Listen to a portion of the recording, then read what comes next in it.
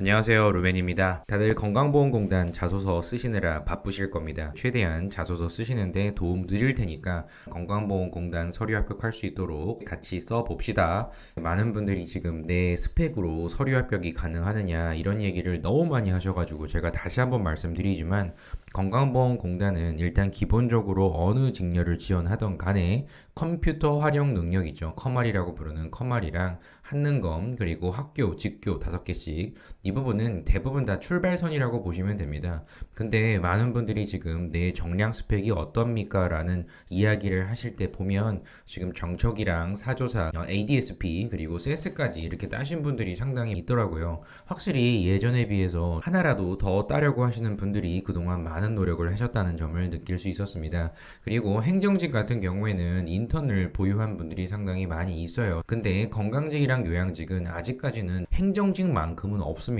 이 얘기는 뭐냐면 커말이랑 한능검 그리고 기본적인 학교와 직교를 가지고 있는 분들은 기본적으로 뭐 건강직이나 요양직은 다 지원을 하셔도 괜찮고요. 그리고 행정직으로 돌리려고 하시는 그런 분들이라고 하면은 여기 있는 자격증 중에 하나를 추가를 따셨다던가 아니면 인턴이 하나 있다든지 이런 정도가 되셔야 행정을 지원하시는 분들과 한번 경쟁을 서류상에서 해볼 수 있지 않나 이런 자소서를 제외하고요. 지금 당장에 자격증이 추가되는 게 아니라면 최대한 자소서를 어떻게 쓰실지에 대한 부분을 고민을 해보셔라 이렇게 말씀드리면서 이번에 1번 자소서 항목부터 한번 보도록 할게요.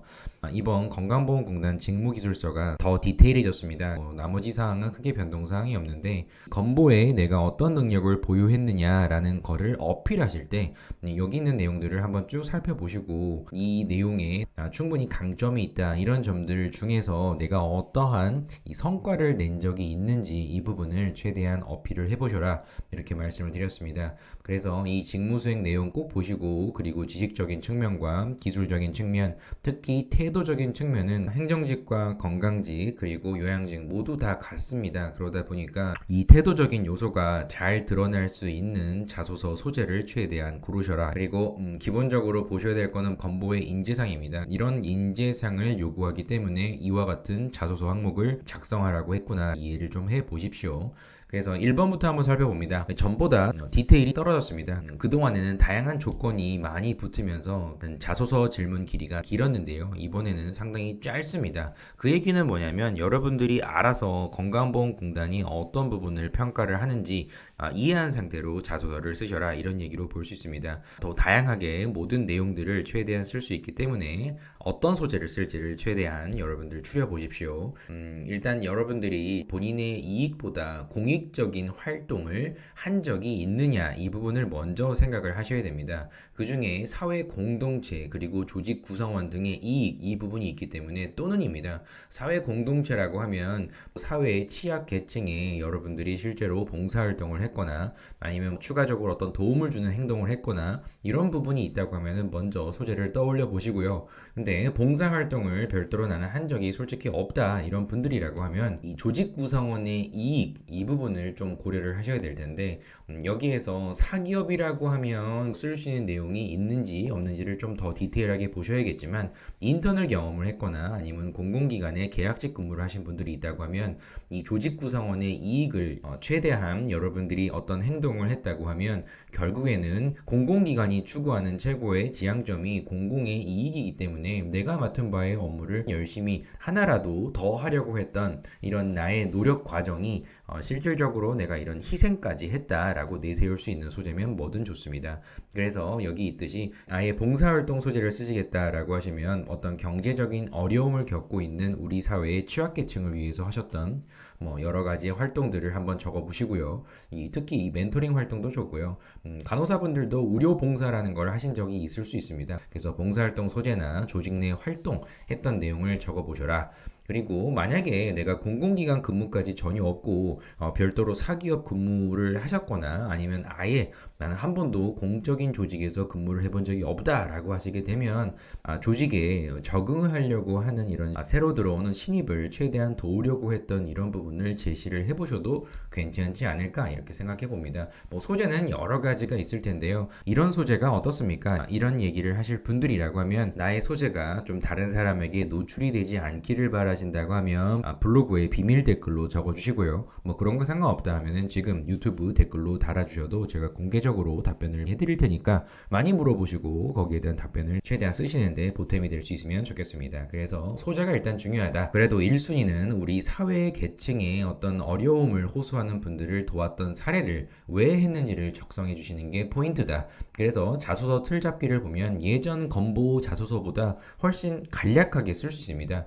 조직의 특성과 주요 업무, 내가 어느 조직에 속했을 때 어떤 업무를 했는가, 봉사활동도 포함입니다. 그리고 조직 내에 내가 생각하는 공익적인 주요 활동은 무엇인가, 어떤 대상자를 위하여 내가 어떤 상황 속에서 무슨 행동을 했는가, 이런 점들을 구체적으로 한번 정리를 해볼 필요가 있고요. 그리고 이러한 봉사활동이라고 하는 것을 왜 하셨는지에 대한 이 가치관이 정말 잘 드러나셔야 됩니다. 그래서 개인적으로 내가 최대한 힘들어도 이 부분이 나의 이익보다는 공적인 부분을 더 고려했다라는 점을 얘기하기 위해서 개인적으로는 좀 뭔가 손해를 보는 게 있다 하더라도 그것이 어떤 대상자에게 어떤 조직상에서 또는 사회적으로 어떤 가치 있는 이로움을 만들어낼 수 있기 때문에 나는 이런 행동을 했습니다 라는 내용이 어떻게든 들어가셔야 됩니다.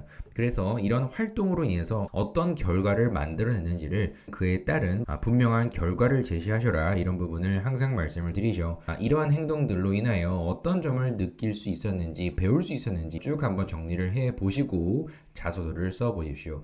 그래서 이번에도 자소서를 예시와 함께 예전에 합격하셨던 분들의 실제 사례를 이번에 자소서 항목으로 최대한 핀트를 맞춰서 보여드리니까 참고를 해 보십시오. 자, 살펴보도록 하겠습니다.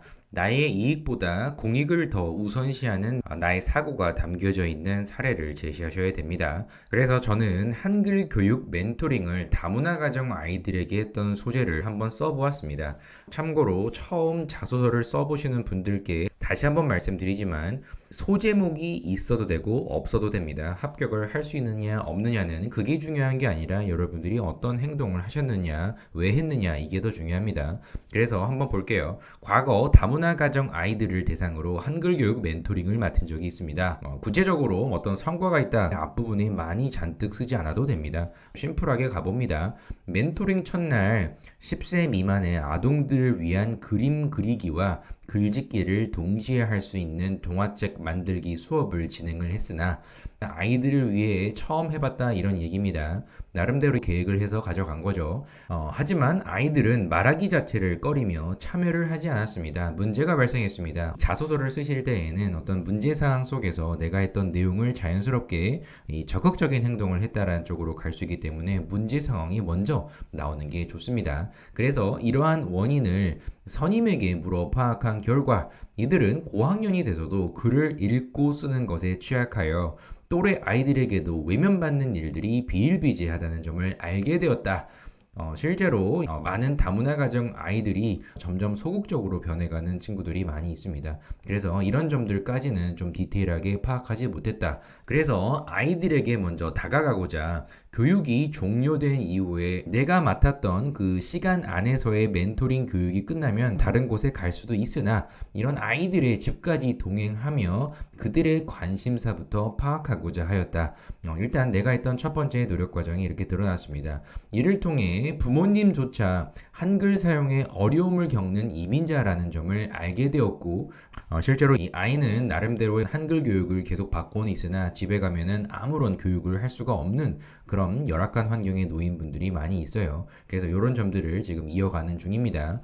아이들의 이 표현력부터 길러주고자 긴 문장이나 어려운 난이도가 아니라 짧은 문장 중심으로 일단 부모님과 전날 밤에 나누었던 어떤 이야기를 주로 나누었는지에 대한 부분을 글로 적어보고 그리는 그림 일기 쓰기를 도입하여 자발적인 참여를 높이고자 했다. 이런 부분이 눈높이 교육을 부모님과 이런 친밀도를 더 높이기 위한 아이디어 중에 하나이죠. 근데 더 좋은 아이디어가 이렇게 뒤에 나옵니다. 또한 귀가 후에 부모님께도 이러한 내가 썼던 내용이 무슨 내용인지에 대한 이런 내용 설명과 함께 한글 문장 사인을 받아오도록 하여 일석이조의 교육 방식을 도입하였다. 이 부분이 포인트인데요. 이 부모님이 한글에 대해 아직 미숙합니다. 그러다 보니까 보니까 내가 교육을 전달하는 입장에서 학생의 어떤 과제를 부여해주고 부모님도 아직 한글에 익숙하지 않기 때문에 한글 문장 사인을 받아오도록 했다. 이렇게 한글 문장 사인을 해라 하면 분명히 본인이 느낀 점들을 점점점 길게 쓰게 되거든요. 그래서 이 다문화 가정 같은 경우에는 이런 식으로 같이 학습을 할 수 있도록 공유를 할 수 있도록 만들었다라는 게 지금 핵심입니다. 그래서 일석이조의 교육 방식이라고 이렇게 표현을 했고요. 그 결과 점점 아이들의 사용 문장이 길어졌고 그리고 언어 구사력까지 눈에 띄게 좋아졌으며 1분기 이후에 학부모에게 한글로 된 장문의 감사 편지를 받는 등 엄청난 결과죠. 아이에게도 좋지만 부모님에게까지 좋은 이런 교육 방식을 채택했다. 교육 방식의 차별화입니다. 그래서 이러한 한 개인의 꾸준한 관심이 그들의 한국 사회의 조기 적응을 만들 수 있었고 그간 나의 이런 노력이 헛되지 않음을 증명할 수 있었다. 이런 형태로 마무리를 했습니다. 그래서 내 이익보다 공익을 위하여 사회 공동체 정신으로 이런 우선적으로 나는 이런 공익을 생각했기 때문에 내가 개인적인 시간을 더 할애해서 뜻깊은 이런 결과물을 만들어낼 수 있었다라는 내용을 구체적으로 기술한 내용입니다. 그래서 여러분들도 봉사활동을 왜 했는지 내가 봉사활동을 통하여 어떠한 이 차별화된 행동을 해서 나름의 결과물을 만들어낼 수 있는지를 생각하셔야 됩니다. 그것이 우리 사회의 공익적인 활동이었다까지 이어질 수 있어야 됩니다. 그래서 그 부분이 포인트니까 1번 자소서 항목을 작성을 해 보십시오. 그럼 2번 자소서에서 또 뵙도록 하겠습니다. 감사합니다.